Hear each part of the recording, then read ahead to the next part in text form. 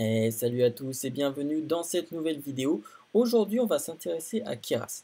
Alors, on a vu dans les dernières vidéos que créer un réseau de neurones à l'aide de TensorFlow, ça pouvait des fois être assez fastidieux, dans le sens où il fallait écrire beaucoup d'opérations et de lignes de code pour finalement pas faire quelque chose de super gros. À la fin, ça donnait juste un petit réseau à convolution et on avait besoin de pas mal d'opérations pour ça. C'est là que Keras va intervenir. Keras va nous proposer des fonctions haut niveau qui vont vous permettre de pouvoir créer, concevoir directement et beaucoup plus facilement des réseaux de neurones. Donc on va le voir aujourd'hui, on va créer un réseau à convolution et finalement il va tenir en une douzaine de lignes seulement. Et ça c'est plutôt pas mal. Donc l'idée avec Keras c'est que, et l'avantage, c'est que ça va être directement inclus dans TensorFlow. C'est-à-dire que si vous avez déjà TensorFlow installé sur votre machine, vous n'allez pas avoir besoin d'installer Keras à côté. Keras est déjà inclus à l'intérieur de TensorFlow. Donc pour découvrir Keras, on va se baser sur un projet un peu sympa. On va essayer de créer une petite voiture autonome dont le but va être de rouler par elle-même. Donc je vais vous montrer directement une démo de ce qui est possible de faire de cette manière-là. Donc là, on va utiliser un simulateur de voiture autonome. Donc c'est un petit simulateur, je vais vous expliquer comment vous pouvez l'obtenir, qui va vous permettre de lancer votre voiture et de récupérer ce que la voiture voit pour ensuite utiliser votre réseau de neurones pour faire une prédiction. Donc là, voilà, vous avez un mode du coup autonome.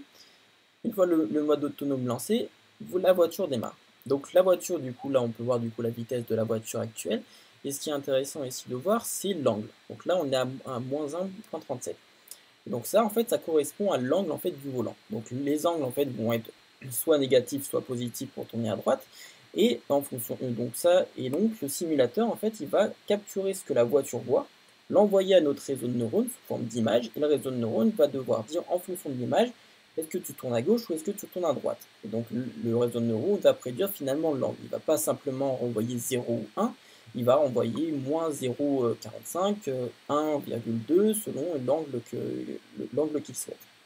Donc l'angle qui va être envoyé par le réseau de neurones, dans notre cas, il va être compris entre moins 1 et 1. Et donc on voit, donc ça c'est le résultat final après le réseau de neurones entraîné. Donc on voit qu'on n'est pas forcément capable d'aller super vite. Là on est sur du 9 miles par heure, donc c'est pas énorme et super rapide. Mais on voit que finalement le réseau est capable en fait de pouvoir à peu près tourner. Donc il a compris plus ou moins que quand la route, il y avait cette route-là, cette forme-là, il fallait tourner l'angle de la voiture de gauche ou à gauche ou à droite. Donc ici, on voit qu'on s'approche dangereusement du bord, mais que finalement, le réseau de neurones réussit à nous remettre un peu en place. Si on avance un peu plus loin, voilà, on voit que là, pareil, le réseau de neurones peut quand même réussir à déceler le fait que que la route était en rotation vers la gauche et qu'il fallait ainsi tourner. On peut avancer jusqu'au prochain virage et c'est à peu près voilà, la même chose, ça fonctionne. Donc, il faut savoir que les voitures autonomes actuellement ne tournent pas. C'est pas un réseau de neurones qui va récupérer toutes les entrées de tous les capteurs de la voiture et faire une prédiction sur l'accélération et l'angle du volant. Ça ne fonctionne pas comme ça. Les voitures autonomes aujourd'hui, elles fonctionnent sur d'autres algorithmes, donc qui sont des algorithmes de mapping, de contrôle et de navigation qui sont plus orientés mathématiques, dans le sens où on va utiliser des formules mathématiques de- de- du début jusqu'à la fin et ça va nous permettre d'avoir un meilleur contrôle vraiment sur ce qui se passe. Le problème avec les réseaux de neurones, c'est que là, si on a un problème, on ne va pas pouvoir exactement dire d'où vient le problème dans le réseau de neurones. Alors que quand on travaille avec des systèmes un peu plus symboliques, on va dire, qui sont basés sur des formules mathématiques, on va pouvoir vraiment débugger le système et voir exactement ce qui ne va pas et finalement être sûr du comportement que la voiture va avoir, ou du moins presque sûr. Et s'il y a un problème, on va pouvoir être capable de débugger. C'est-à-dire que s'il y a un accident, comme il y a eu en mars dernier avec Uber qui est rentré du coup dans un piéton, les ingénieurs après ont pu travailler sur la voiture et regarder exactement ce qui s'était passé et on peut aller inspecter. Si c'est un réseau de neurones, on va plus considérer ça comme une boîte noire et malheureusement du coup après ça va être difficile de savoir pourquoi le réseau de neurones à tel moment a pris telle action. Et donc ça c'est un gros problème. Mais on peut quand même malgré tout s'amuser sur sur des petits circuits comme ça pour le moment. Pour le moment. Alors, juste en termes de comparaison par rapport à ce que je viens de dire, donc là vous avez vu du coup le résultat qu'on peut s'attendre avec un petit réseau de neurones. Et voilà le résultat par exemple qu'on peut avoir avec un algorithme qui est plus tiré qui fonctionne plus, qui est plus basé sur des fonctions mathématiques pour pouvoir contrôler la direction de la voiture. Et donc là déjà on peut voir qu'on est capable d'aller jusqu'à 70 miles par heure, jusqu'à 100 miles par heure, qu'on est super précis sur la position de la voiture. Et voilà, qu'on voit sur ce virage-là, en fait, on est capable en fait, de conduire comme une vraie voiture. Donc là, ça utilise le même simulateur, ça utilise les capteurs de la voiture, mais la voiture est capable vraiment de conduire de manière beaucoup plus assurée. Et c'est ce genre de système-là, ce genre d'algorithme-là qui est embarqué dans les voitures autonomes aujourd'hui. Non pas un réseau de neurones, donc, non pas qu'il n'y ait pas de réseau de neurones, mais il n'y en a pas autant, et ils sont seulement sur des toutes petites parties, sur des tout petits composants, et ils sont là pour aider, plus que prendre vraiment les décisions finales. Voilà, donc je voulais clarifier un peu ça pour commencer. Alors, pour pouvoir commencer, vous allez avoir besoin du simulateur que je viens de montrer. Donc vous avez donc 3 versions, donc vous avez Linux, Mac et Windows. Donc, pour le coup, moi je suis sur Mac, donc j'aurai à télécharger celle-ci. Donc l'installation est assez simple sur toutes les plateformes. Pour Mac, pour le coup, c'est qu'un exécutable. Sur Linux, c'est qu'un binaire. J'ai pas testé sur Windows, mais normalement, la procédure devrait être assez rapide également. Donc ce qu'il va nous falloir également, c'est une dataset. Donc du coup, donc,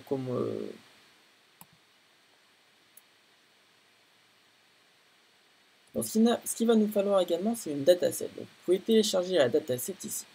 Donc, à quoi ressemble cette dataset? On va aller voir tout de suite. Donc, une fois que vous aurez téléchargé cette dataset, donc vous aurez un zip que vous pourrez extraire à la racine du repo. Et vous aurez du coup un dossier data à l'intérieur. Et vous aurez un dossier avec image. Dossier image. Et donc, dans ce dossier, vous aurez ceci. Donc là, vous aurez en fait plein d'images. Donc là, vous avez l'image comme quoi en fait, elle est centrée. En fait, le simulateur se base sur 3 caméras. La caméra du milieu, une caméra gauche et une caméra droite. Donc la caméra du milieu, son exemple est ici. Et si on descend un peu, on devrait pouvoir...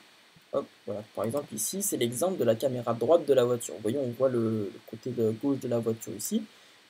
Et du coup, là, c'est la caméra droite. Associé à ça, qu'est-ce qu'on a? On a un dossier CSV. Donc si on ouvre ce dossier CSV,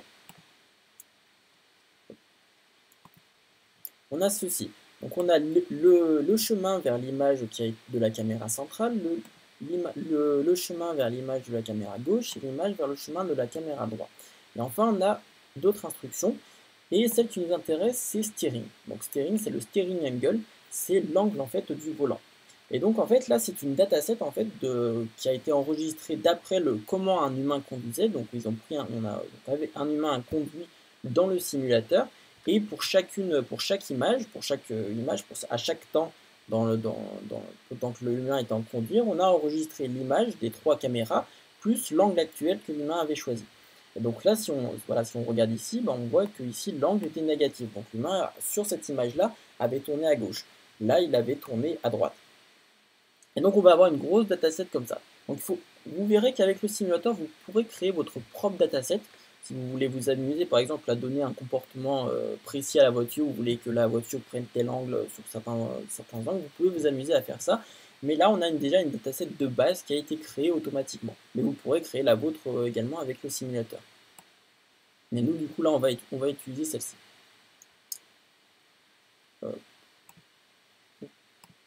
Voilà.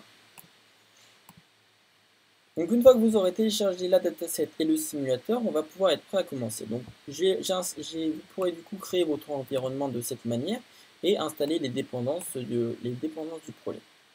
Pour pouvoir entraîner le modèle, vous pourrez directement lancer python.modèle.py, mais j'ai également créé un notebook pour qu'on puisse voir comment l'entraînement de ce modèle fonctionne. Donc j'ai codé déjà une partie du modèle, donc j'ai codé les parties intéressantes, enfin qui n'étaient justement pas intéressantes, pour après pouvoir vous montrer plus spécifiquement comment Keras va se débrouiller avec ce dataset-là. Donc en dépendance Python, vous aurez besoin du coup de CSV pour pouvoir ouvrir notre CSV, de CV2 pour pouvoir traiter nos images. Ici on a OS, on a NumPy, on a quelques fonctions pour pouvoir traiter le random, une fonction qui va nous permettre de séparer notre test d'entraînement en un jeu d'entraînement et un jeu de validation, comme c'est toujours important d'avoir les deux jeux pour pouvoir comparer nos résultats.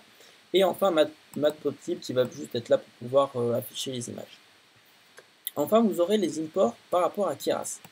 Donc on voit que voilà, je pars en fait directement du chemin de TensorFlow. Donc si vous avez installé TensorFlow, tout est bon. Et je vais faire un point Python, point Keras, et là je vais à partir de là pouvoir faire mes imports. Donc je vais avoir besoin de plusieurs imports. Je vais avoir besoin du coup de modèle, sequential, conf2d, dance, flatten, etc. Donc là l'idée c'est que je ne vais pas vous décrire là tout de suite à quoi ça va servir, on va voir ça plus bas. Donc là je vais commencer à exécuter ça. Donc là je vais définir premièrement mes chemins. Donc mes chemins, du coup, comme j'ai extrait ma dataset directement à la racine de mon repo, je vais pouvoir mettre data, le fichier CSV que je vous ai montré et directement le dossier dans lequel il va avoir les images. Ici, qu'est-ce que je fais? Je parcours en fait mon dossier et j'ouvre mon fichier CSV et je mets ligne par ligne son contenu à l'intérieur de la variable content. Ici, j'utilise du coup la fonction qui nous vient de sklearn, qui est ici. Je l'utilise pour pouvoir splitter notre dataset entre un jeu d'entraînement et un jeu de validation. Donc, je prends 15% de jeu de validation et j'affiche la taille finale qu'on a. Donc là, on a 6831 images d'entraînement et 1206 images de validation. Alors ici, la fonction getData, qu'est-ce qu'elle fait? Elle prend en paramètre du coup le fichier de log, le fichier CSV, une liste d'index à parcourir et la taille du batch qu'on veut pour l'entraînement. Donc cette fonction ici, elle va aller parcourir en fait dans tous les index qu'on souhaite dans notre fichier CSV. Donc on a vu précédemment qu'il y avait trois types d'images. Il y avait l'image de la caméra de gauche, l'image du centre et l'image de la caméra de droite. Donc ce qu'on va faire, c'est que quand l'image va être au milieu, on ne va pas appliquer une correction sur l'angle. Mais quand on va utiliser les images qui vont être à droite et à gauche, on va appliquer une correction, puisque si la caméra est plus à droite en fait que la position vraiment... Sachant que la caméra est plus à droite pour la caméra de droite que la position exacte de la voiture, l'idée c'est de s'appuyer sur la position de la caméra de droite et ainsi de recentrer l'angle pour dire en fait t'es un peu trop à droite, t'es un peu trop à droite par rapport à la position. Et il va falloir que du coup que tu tournes le volant. En fait l'idée c'est que le réseau de neurones il va pas faire la différence, est-ce que ça vient de la caméra de droite, la caméra de gauche ou de la caméra du centre. On va toujours lui envoyer les mêmes images, mais du coup on va appliquer une correction sur l'angle si on envoie si on lui envoie les images qui viennent de la droite et de la gauche. Ensuite, on va pour chaque ligne sélectionner au hasard du coup la caméra du centre, la caméra de gauche et la caméra de droite. L'idée c'est qu'en fait, à chaque fois qu'on va appeler cette fonction, elle va nous renvoyer du coup des résultats différents. Ensuite, ici, du coup, qu'est-ce qu'on fait? On sélectionne tout simplement en fait le chemin vers l'image. Donc on ouvre l'image avec CSV2. On ouvre donc notre image ici. On convertit notre image de BGR vers RGB, puisque c'est le format pour les couleurs. Donc nous, on veut du RGB. Enfin, on récupère la rotation dans notre fichier CSV. Donc là, c'est la troisième colonne. Donc on récupère la rotation actuelle et on prend par rapport à la rotation actuelle, on fait notre rotation actuelle plus l'angle de correction. Donc selon si on utilisait la caméra droite et gauche, on va appliquer moins 25 ou 0.25. Donc selon les angles de correction qui sont affichés ici. Enfin, on va de manière random flipper notre image parce que l'idée en fait c'est que notre circuit c'est un circuit qui est assez circulaire, donc finalement la voiture va quasiment toujours, à part sur un virage, tourner à gauche. Donc nous on voudrait que les choses soient un peu les rotations soient bien réparties sur l'ensemble de la dataset. Donc ce qu'on va faire, c'est une fois sur deux, on va simplement faire une rotation sur notre image.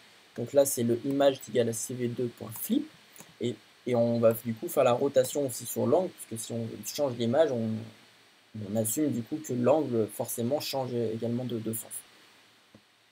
Et enfin, du coup, on ajoute cette image du coup à notre batch, et pareil, on ajoute la rotation à notre batch. Et enfin, si du coup on atteint la taille de batch désirée, donc là on utilisera 64. Si on atteint 64, donc un batch de 64, on va retourner ce nouveau batch. Et ensuite, là on va recommencer et retourner notre batch à chaque fois. Donc qu'est-ce que ça donne si je fais du coup image, rotation, et que je demande du coup le prochain batch de getData? On va obtenir du coup, donc là je vais afficher l'image, la 20e image, plus la rotation qui est associée. Alors là, j'exécute cette cellule. Voilà. Donc si on fait ça, on voit que, du coup cette image-là, et que l'angle qui est associé, c'était un angle de 0,14. Donc du coup on imagine que c'est tourné vers la droite. Donc là on aurait pu ne pas forcément tourner, mais voilà, dans la dataset, à ce moment-là, l'humain était en train de tourner vers la droite. Là, là peut-être que l'humain était en train de tourner vers la droite, mais sachant qu'on est sur la caméra de droite, on a du coup ajouté en fait une correction et finalement ça revient en fait à demander à la voiture d'aller un peu plus vers la gauche. Et voilà, du coup on a ça pour la plupart, pour toute la dataset. On a du coup, on va avoir des batchs de images et rotation. Donc si on affiche la shape de notre image là, de notre batch, qu'est-ce qu'on a? On a en fait un batch de 64 par 160 par 320 de 3. Donc 160 du coup ça va être la hauteur, 320 ça va être la largeur et on va être sur de 3 parce qu'il y a 3 valeurs pour R, G et B. Donc, voilà, pour le format des images et pour le format de la rotation, on va être du coup sur simplement en fait un vecteur de valeurs flottantes qui vont être les angles de rotation que notre réseau de neurones va devoir prédire. Donc là on arrive du coup à la partie qui va être un peu plus intéressante, du coup qui va être de pouvoir créer notre modèle avec Keras. Donc pour pouvoir créer le modèle avec Keras, on va souvent utiliser ce qu'on appelle une séquence. Donc en fait une séquence, en fait on va définir ça va être notre modèle. Donc on va faire modèle est égal à sequential. Et une fois que donc ça en fait ça va pouvoir nous permettre d'invoquer en fait un objet qui va ensuite pouvoir nous permettre d'insérer des opérations à l'intérieur de cette séquence. En fait on considère que notre réseau de neurones il est linéaire en fait, donc si on prend les réseaux de neurones en fait il y a un layer, un deuxième layer et un troisième layer. Et l'idée en fait, comment Keras fonctionne généralement, c'est qu'il considère que tout ça en fait c'est une séquence. Et du coup, tout simplement, dès qu'on veut ajouter quelque chose, on ajoute simplement quelque chose à notre séquence. On ajoute un layer, après un deuxième layer, et enfin un troisième layer. Et donc du coup, on va pouvoir faire un modèle.add. Et donc là, en tout premier, ce qu'on va faire, c'est qu'on peut du coup, Keras accepte en fait qu'on lui dise bah, ajoute un layer, ajoute telle opération, mais Keras accepte aussi des opérations. Donc ils acceptent des opérations dans le sens où on peut customiser nous-mêmes l'opération qu'on veut que Keras effectue. Et donc là, en l'occurrence, on va utiliser lambda. Donc lambda, ça va nous permettre de rajouter en fait une fonction custom qui va pouvoir s'imbriquer dans notre réseau de neurones. Donc là, lambda, en fait, ça prend en paramètre du coup un lambda, donc ça c'est le mot-clé en Python pour pouvoir déclarer une fonction en une seule ligne. Et donc là, x, ça va être quoi? Ça va être du coup notre image. C'est-à-dire que dans notre réseau de neurones, bon, on va envoyer les images. Et donc là, la première opération qui sera effectuée dans notre séquence, ça va être cette opération qui va être une opération du coup custom. Donc là, quelle opération custom je vais faire? Donc en fait, quand on regarde cette image, on voit que ici, la caméra de droite, et ben, en fait, on voit un peu la voiture. Donc en fait, on n'a pas forcément besoin de voir cette partie-là de l'image. De même, on n'a pas également besoin de voir le ciel. Le réseau de neurones, il s'en fout du ciel, il a juste besoin finalement en fait de cette forme-là qui est la forme de la route. Donc nous, ce qu'on va faire, c'est qu'on va supprimer en fait ce haut-delà de l'image et supprimer le bas de l'image. On va voir, en fait, ça c'est super intéressant parce qu'on peut en fait directement dans notre réseau de neurones, en quelque sorte, enfin, dans notre modèle, inclure les opérations sur nos entrées. Donc là, l'opération qu'on va rajouter déjà, c'est de pouvoir normaliser notre image. Donc l'idée de normaliser, c'est plutôt d'avoir des valeurs qui vont de 0 à 255, c'est qu'on se retrouve avec des valeurs qui soient plus proches, qui soient environ entre 0, 1, 2, donc des valeurs assez petites. Donc là, ce qu'on va faire, c'est qu'on va diviser par la moyenne. Enfin, par la moyenne. Donc là, pour bien faire, il faudra vraiment obtenir la moyenne en fait qu'on a sur l'ensemble de notre dataset. Ici, pour des raisons de simplicité, on va simplement prendre la moitié de 255. On va prendre du coup le x, du coup, donc les pixels de notre image, divisé par 127, moins 1 pour que en fait, la moyenne finalement soit aux alentours de 0. Une fois qu'on a fait ça, on va simplement préciser, du coup, on va le préciser ici. Donc on va simplement préciser que nos images, ça va être des images de 160 par, donc je l'avais affiché ici. Voilà, c'est des images de 160 par 130 par 3. Voilà. Alors, input shape est égal.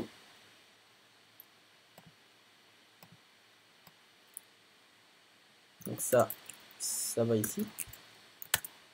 Voilà. Donc là, en fait, on a du coup ajouté une nouvelle séquence avec du coup lambda, donc qui est une fonction qui nous vient de Keras et qui nous permet de définir comme ça une opération manuelle, donc customisée à la volée.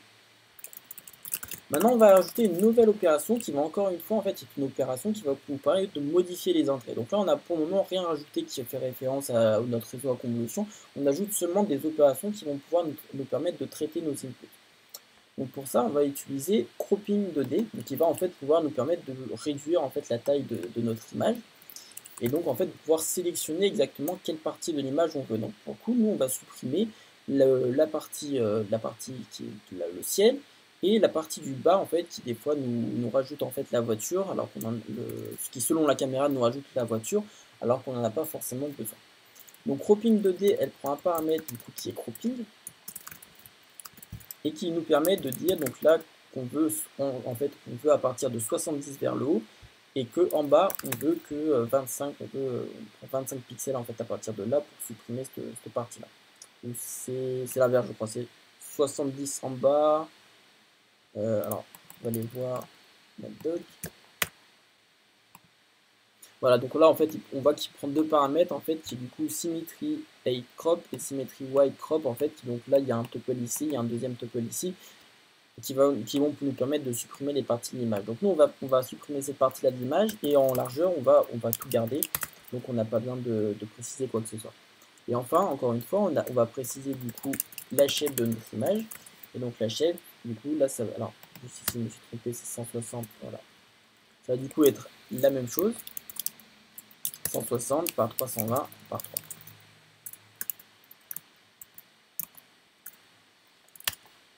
Voilà. Voilà. Maintenant, on va ajouter du coup à notre séquence un nouvel objet et on va là maintenant commencer à ajouter une convolution. Donc pour ce faire, on va utiliser du coup l'objet qu'on a importé ici qui est conv2D. Donc on voit que ça vient en fait de l'objet layer. Donc là en fait ça fait partie de nos layers. Et donc là notre convolution, qu'est-ce qu'elle prend en paramètre? Elle prend le nombre en fait de filtres en fait qu'on a besoin pour notre convolution, la taille de chaque filtre. Donc, alors ici on va en mettre 8. On veut la taille en fait, la taille de chacune des filtres en fait, on veut la taille de chacun des filtres. Donc ici on va mettre 9. Stride en fait, donc comme on l'avait vu dans la dernière vidéo, ça va être la taille de notre, ça va être le nombre de pixels que le filtre va se décaler. Donc on a un filtre qui scanne l'image dans notre réseau à convolution, qui se déplace le long de l'image, et donc le stride c'est de combien de pixels le filtre se déplace à chaque fois. Donc là stride on va mettre 4 et 4. Padding, ici on va rajouter sem, donc padding, comme on l'avait vu aussi également dans les dernières vidéos, padding ça va être qu'est-ce qui se passe en fait quand notre filtre il arrive en fait en bout de course, quand il arrive sur les bords de l'image, et comment il se comporte. Et enfin, on peut en fait directement à la volée ici rajouter notre fonction d'activation. Donc là, dans les dernières vidéos, je crois qu'on avait utilisé Relu, donc en fait Relu c'est à peu près la même chose. C'est à peu près la même chose que Relu, ça que voilà, ça va nous permettre en fait d'avoir plutôt que en fait directement d'être à 0 et d'un coup hop monter de manière linéaire. Ici on va avoir quelque chose d'un peu plus smooth. Donc c'est voilà une fonction d'activation qui est un peu différente. Et c'est du coup tout ce qu'on a besoin en fait pour pouvoir créer une convolution. Donc on voit en fait que là déjà en 4 lignes on a pu créer notre convolution. Enfin on a pu créer en fait un modèle qui prend déjà des paramètres, qui fait des opérations sur ces inputs là et qui crée une première convolution. Et donc maintenant on peut rajouter en fait assez facilement de nouvelles convolutions. Donc là ce qu'on va faire c'est qu'on va mettre 16, donc on veut 16 filtres de taille 5 et on va mettre un stride de 2. Hop, on va rajouter une troisième convolution qui va être du coup ici 32, 4, Et ici, on va mettre un strike de 1. Donc le fil se déplace à chaque fois juste de 1 en 1. Enfin ici, en fait, on va pouvoir rajouter une opération en fait, qui va être toute simple. En fait, à la fin d'un réseau à convolution, comme on avait vu, ce qu'on a besoin, en fait, c'est de transformer toutes les feature maps en fait, qu'on a pu générer à l'aide des filtres. On va pouvoir les transformer pour avoir juste un vecteur qui est linéaire. Et donc pour ça, on va rajouter flatten. Donc flatten, ça va justement tout nous rajouter, enfin tout nous transformer en un seul vecteur. Enfin, on peut rajouter un dropout. Donc un dropout, si vous vous souvenez bien, ça nous permet en fait de pouvoir de manière random mettre certains inputs en fait à 0. Et l'idée de les mettre à 0, c'est qu'on va pouvoir avoir un modèle qui est capable de pouvoir généraliser, de pouvoir mieux généraliser, puisque en fait les inputs qu'il voit, ils vont être à chaque fois différents. Donc ça va forcer le modèle à généraliser ce qu'il voit. Donc ici on rajoute un dropout. On peut ici ajouter du coup une autre nouvelle opération dans notre séquence qui va être dense. Donc dense, qu'est-ce que c'est? C'est simplement en fait un layer, comme on l'avait vu, en fait un layer classique. Donc on a ici un grand vecteur qui va être du coup le résultat de nos convolutions, le résultat de nos feature maps une fois qu'elles ont été transformées en un seul vecteur. Et enfin, on va mettre ici une grosse matrice, donc qui va être les poids du coup pour chacun des neurones, et qui va être en fait un simple réseau de neurones classique en fait qu'on rajoute à la fin. Et on peut simplement dire qu'on veut 1024 neurones ici, et on peut préciser encore une fois l'activation. Donc là, on va mettre élu.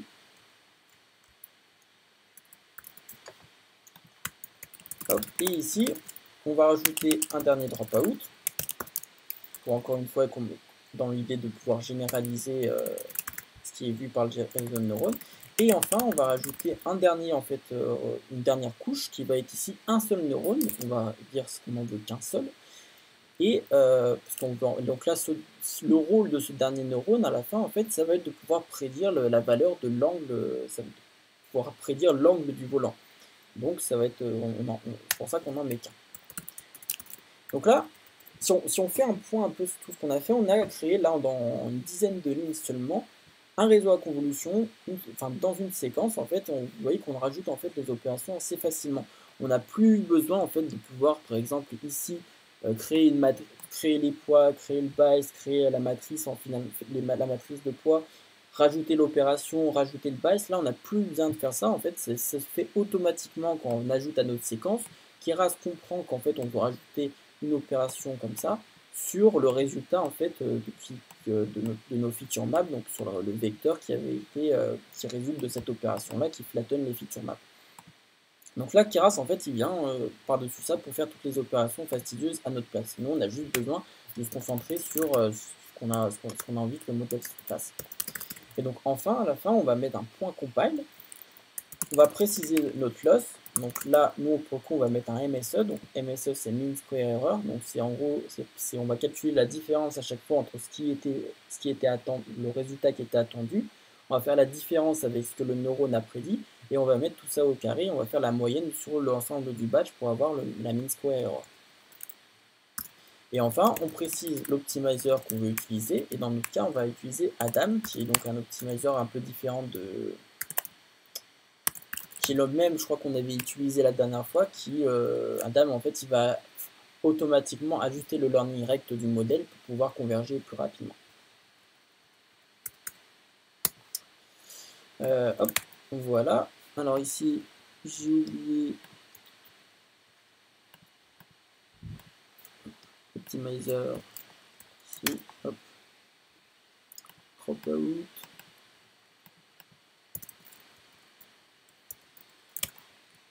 Hop, voilà.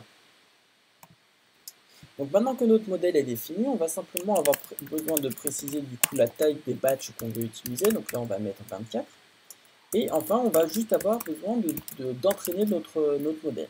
Donc généralement, Keras, il utilise la méthode fit qui permet tout simplement de dire ça c'est mes entrées, donc mes images, et ça c'est mes targets. Donc on lui passe généralement juste des entrées, des targets.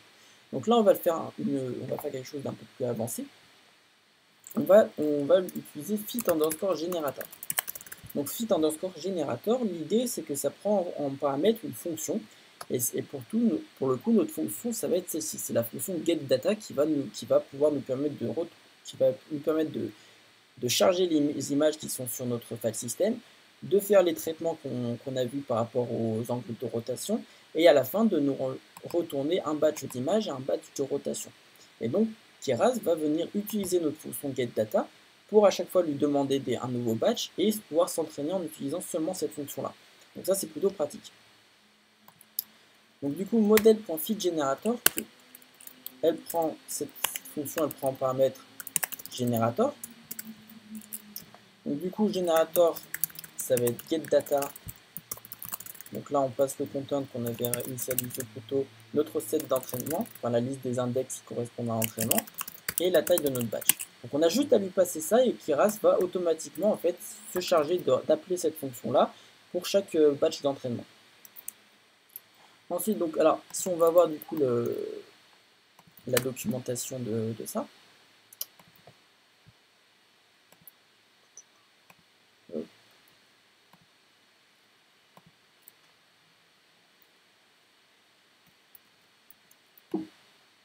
Voilà. On voit qu'il prend paramètre du coup le générateur dont je viens de vous parler, un step par époque. Donc là, l'idée c'est de définir en fait de combien de steps sera constituée une époque. Donc là, l'idée c'est qu'on va avoir, ça va être la longueur en fait de notre batch d'entraînement, enfin de notre dataset d'entraînement, divisé par le nombre de batch size. Donc ça va continuer une époque dans le sens où une époque généralement ça représente le moment où un modèle a vu l'ensemble de toutes les données de notre dataset. Donc du coup, sachant qu'on fait des batchs, ça va être du coup la longueur de notre set d'entraînement divisée par la taille de notre batch. Ensuite, on va pouvoir définir les données de validation. Donc ici, on a validation underscore data.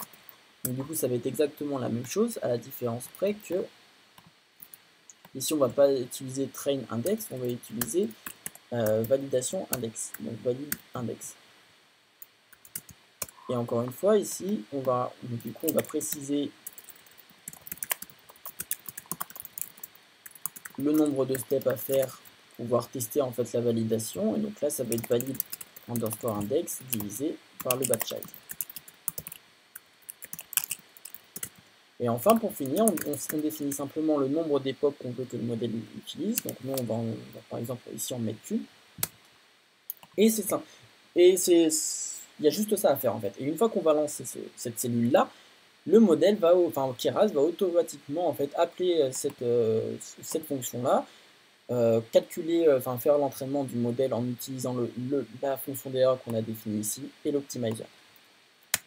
Donc là, si on lance ça et que tout se passe bien, voilà, on voit que donc Keras se charge déjà de nous mettre une petite barre de progression, de nous afficher la progression ici, du coup le loss courant. Donc ce qu'on va faire, c'est qu'on va pas, c'est que là je vais pas lancer l'entraînement en fait directement de tout ça. Je vais utiliser directement en fait un modèle que j'avais déjà enregistré. Donc là, la simple différence ici, que normalement après on avait fait un modèle.save. J'ai utilisé en fait le modèle en fait qu'on vient d'entraîner. Je l'ai sauvegardé ici, donc modèle.h5. Donc je vais directement vous montrer le résultat en utilisant ce modèle-là. Donc pour pouvoir obtenir le résultat que j'ai obtenu et que je vous ai montré dans la vidéo tout à l'heure, j'ai fait environ une douzaine d'époques. Donc là, ce sera 12 à la place ici. Et ça va nous permettre d'avoir un résultat qui sera correct, ou du moins de nous donner une voiture qui peut à peu près rouler correctement. Donc une fois que le modèle sera enregistré, vous aurez accès à modèle.h5 qui va nous permettre de lancer donc un serveur. Donc ici, donc je vais pouvoir arrêter cette partie-là. Hop, donc ça, on a besoin de toi. Donc vous aurez ici un fichier, donc là moi mon fichier il est ici, donc modèle.h5, et donc vous pourrez lancer python.thrive.py et lui passer en paramètre le modèle que vous venez d'enregistrer, donc modèle.h5. Et ça, ce que ça va nous faire, c'est que ça va nous lancer un serveur Donc là, vous aurez, je ne rentre pas dans les détails de ce fichier-là, mais simplement, en gros, il utilise Keras pour simplement ouvrir en fait le modèle qu'on vient d'enregistrer et ouvrir un serveur qui va pouvoir nous permettre d'utiliser en fait le modèle. Donc ça va simplement prendre à chaque fois l'image qui vient du simulateur, le rentrer dans notre modèle et plus ou moins utiliser simplement en fait la valeur qui est en sortie pour pouvoir prédire l'angle de la voiture. Donc, j'ai rajouté quelques d'autres petits trucs dans le code pour pouvoir gérer ça de manière un peu plus propre, mais l'idée générale c'est ça. Donc là, on a finalement du coup un serveur qui est ici lancé, qui va nous permettre de lancer le simulateur. Ce qu'il va faire qu'une fois lancé, c'est qu'il va aller utiliser ce serveur-là pour obtenir l'angle qu'il doit utiliser pour la voiture. Donc là, je vais utiliser du coup le simulateur que j'ai téléchargé. Je vais ici mettre en résolution basse. Donc dans le simulateur, vous avez deux parties. Vous avez la partie entraînement, en fait, ça vous permet en fait d'entraîner par vous-même et de créer votre propre jeu de dataset, c'est ce que je vous parlais au début. Mais nous, là, on va utiliser du coup le mode autonome sur le circuit simple.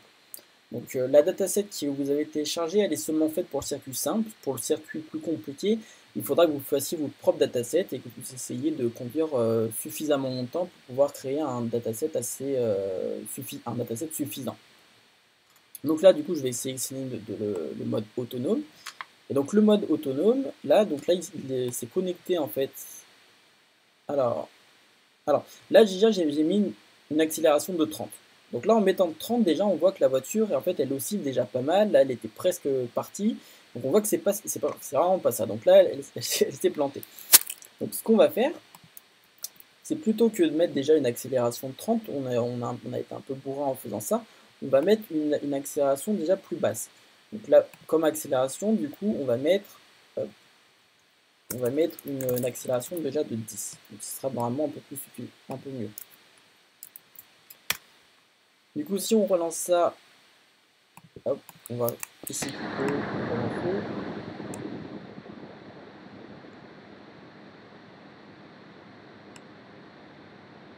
Voilà, ça va démarrer, on relance le mode autonome.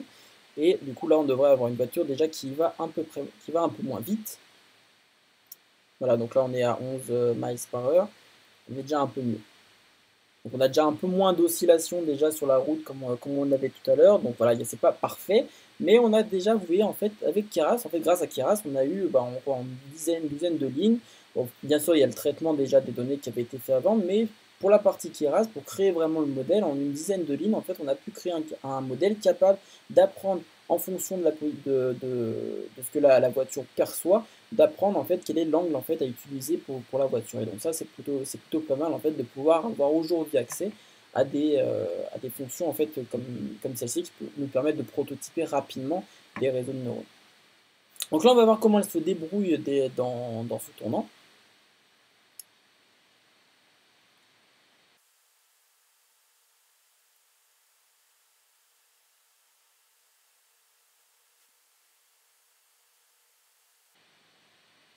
Voilà, donc en fait, on voit c'est pas trop mal, donc c'est pas parfait, mais on voit qu'en fait elle réussit plus ou moins à rester au milieu de la route. Donc voilà, si vous voulez vous amuser vous aussi également en fait à travailler du coup avec ce modèle-là, vous pouvez du coup lancer en fait tester, créer votre propre dataset sur la partie en fait du circuit qui est plus compliquée.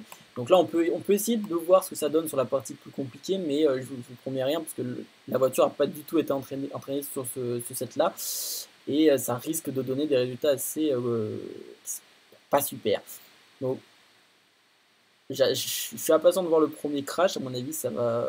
Je suis déjà étonné qu'elle ne se soit pas déjà crashée. Et voilà, bon, elle a déjà sorti de route, mais elle revient, elle revient. Voilà, pas du mal. Ah. Voilà, ok. Ah, alors, je suis plutôt étonné. Normalement, je crois, hein, alors vraiment que je me suis trompé, normalement, cette dataset-là n'est pas dans le jeu d'entraînement. Hein. Donc là, c'est vraiment, elle était vraiment sur un tout nouveau jeu. Donc là, l'idée, c'est qu'elle n'a pas forcément assez généralisé pour pouvoir généraliser sur plein de circuits, pour pouvoir conduire sur plein d'environnements différents directement. Donc forcément, elle n'est pas capable de conduire sur cet environnement-là, mais vous pourrez, en utilisant l'autre partie du simulateur, créer votre propre jeu d'entraînement et entraîner la voiture à pouvoir conduire sur ce circuit-là qui est déjà plus compliqué. Donc voilà, si cette vidéo vous a plu, n'hésitez pas à la partager, à mettre des petits pouces en l'air et à me faire savoir dans les commentaires ce que vous avez aimé, pas aimé, et surtout ce que vous aimeriez voir pour les prochaines vidéos. Si vous voulez peut-être continuer sur les voitures autonomes ou si vous voulez simplement faire d'autres projets, faites-le moi savoir dans les commentaires. Moi je vous dis à la prochaine.